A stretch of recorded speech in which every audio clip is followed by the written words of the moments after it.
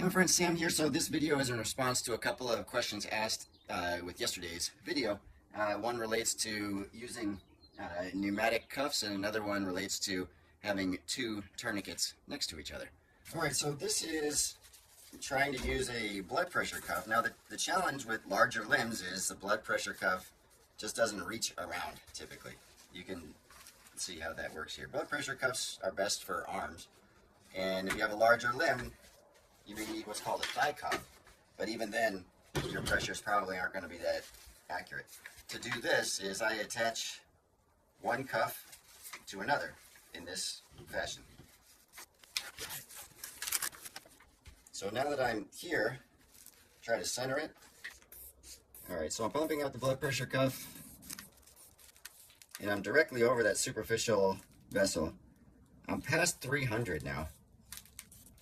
This is close to 400 on my little manometer there. Let's see if we get flow from the superficial one. There actually is a little bit of flow there. If I do the medium one, there's flow.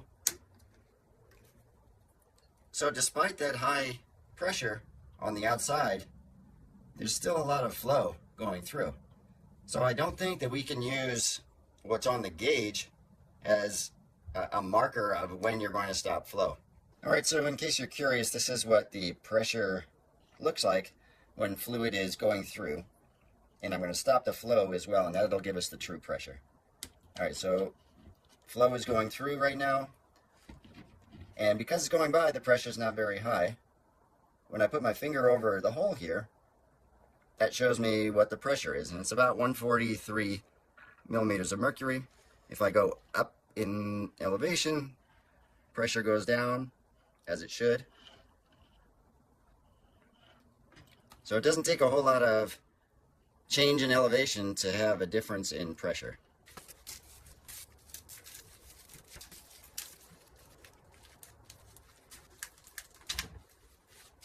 Alright, so that's one tourniquet there. I'll add a second one, and I'm going to set this a little bit off from the other.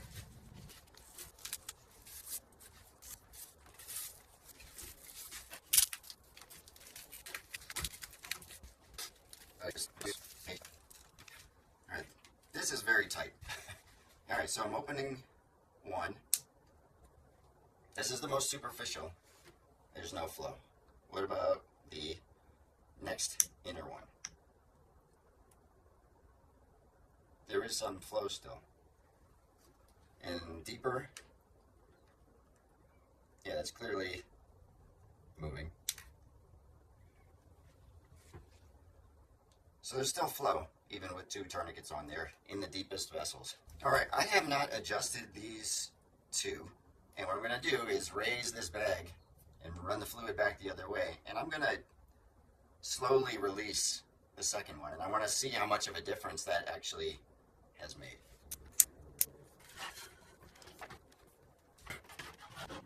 Alright, so to recap, one tourniquet closed off tight will stop flow in this outermost vessel. The middle one, it allows a little bit of flow. The deeper two, it's not stopping flow. I put a second one on, and it also allows flow, and I don't know how much it impacted the deepest one. So what I'm going to do, is this. I'm going to open this up, and let's just see how much flow there is with that deepest one open. So it's going, but now let's take this off completely, and we'll see how much of a difference that second one made.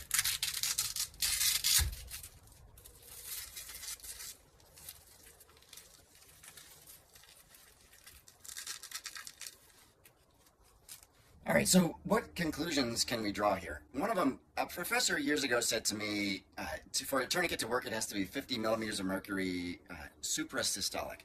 And I think that is too shallow of a statement. I think this demonstrates that there are really different ways that tourniquets collapse vessels. One of them is by kinking the vessels.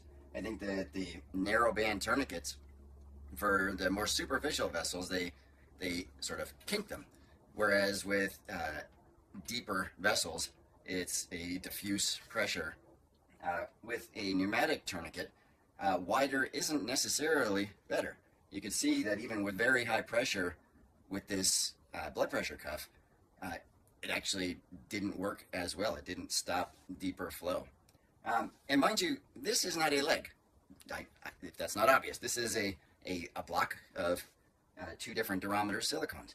And I'm still trying to model a limb, get closer and closer, but it's not an easy task. Also, this tubing, that's not an artery either. That silicone, what I have in there is, this is a type of latex, and that's actually even more flexible, but it's not a perfect model for an artery. I think arteries actually collapse more easily. But there are arteries that are more rigid than these. There are some completely calcified arteries. There are legs out there that are harder, higher durometer. Those have a lot more muscle. Some have more fat. They're lower durometer. So it's really hard to create a standard limb. This demo here also makes me question the limb occlusion pressure equation. You know, I've said this in a number of different videos, so I'm not sure if I have to redact them. I think there's still validity. I think circumference matters a lot. It's probably the most important thing. But tourniquet width, it's not like you can just go wider and wider and wider and you have a better and better tourniquet. That's not the case. In fact, narrow may kink vessels more and may get you higher local pressure, but you'll do more damage there too. So, you know, what's the sweet spot? I'm not totally sure. In my opinion, if I want to be nice to people and cause the least amount of tissue damage, I'll still lean towards wide pneumatic tourniquets. And I think general surgeons, orthopedic surgeons are probably going to keep doing it that way too in the operating room. But if you're getting shot at, you know, using something narrow that stops the bleed quickly, gets you off the old X, that seems pretty reasonable to me. All right, regarding whether or not it's good to use 1, 2, 3 multiple tourniquets on a limb, I can't conclude much here, but I can say if you put a tourniquet on, you still see bleeding. If you happen to have a second one, go ahead and try it, but probably you need a different plan. Deep vessels are very hard to occlude. There's that saying, 1 is none, 2 is 1.